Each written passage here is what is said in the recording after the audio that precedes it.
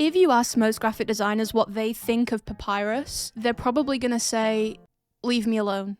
Go away. How did you even get in here? Holly, we've spoken about this. I am calling the police. We have collectively decided to leave this font in the past, but today, we're gonna defy all professional advice and use it. But we're gonna try and make it look good. So I had an idea for a forest of almost like abandoned fonts or universally hated fonts, and this specific part of the forest was gonna have the papyrus path. Does that make sense? Hopefully it will. So I found this image on Pexels and it was perfect. The path was right there. This was going to be the papyrus path.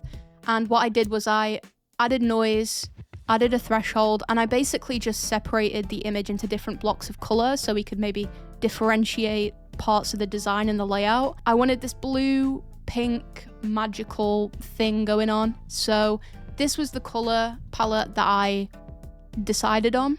The next step was the font, adding Papyrus. This almost like the feeling I got when I added this to the canvas was a feeling that I've never felt before. I've never used this font, and it was stressful, okay? I had to do a lot of work.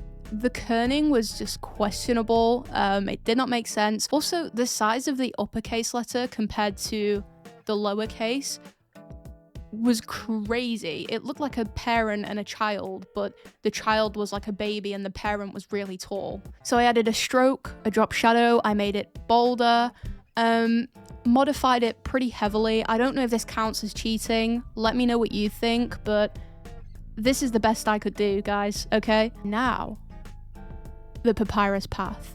So for this, I separated the letters and it would read papyrus, and it also repeated, so it says Papyrus, Papyrus. It's so stupid.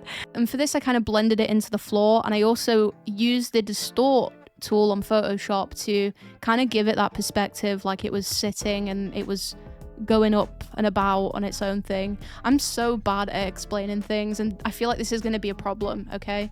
Especially if I'm starting a YouTube channel, so yeah. The main aim for this poster, I kind of wanted to make it look like a book cover. Like it's illustrated, but it's not illustrated, but it kind of looks like it is, and it also kind of looks like it would be like a magical book that you'd pick up and go, ooh, the Enchanted Forest. That was kind of the vibe I was going for and the aesthetic. So I kind of wanted everything to blend well and look like part of the image. So I added the sign and I gave it the same effects as the main image, so it would kind of blend in. I added little pink highlights on the edges, and I had it pointing to Papyrus Path, and then, you know, Comic Sans River, which is back there. Maybe I should have done Comic Sans River in the Comic Sans font, but this is Papyrus's time to shine, baby. We don't want to take away the attention from our current subject, okay? To give this poster a little bit more detail, I added in these like little mushrooms, which were going to be part of this like Enchanted Forest vibe. I've said this before, but I thought that like red and white mushrooms, I thought the white circle bits would be on the actual mushroom, like a pattern, but it was like 3D and it looked disgusting. And it made me physically feel sick when designing this. I don't know what it is, but something about these images of mushrooms repulsed me in like the worst way possible. And finally, we added the textures, and this is the result. This is a poster using Papyrus. I feel like it's like a tongue twister. Peter picked Papyrus to do a poster with. No, it doesn't work.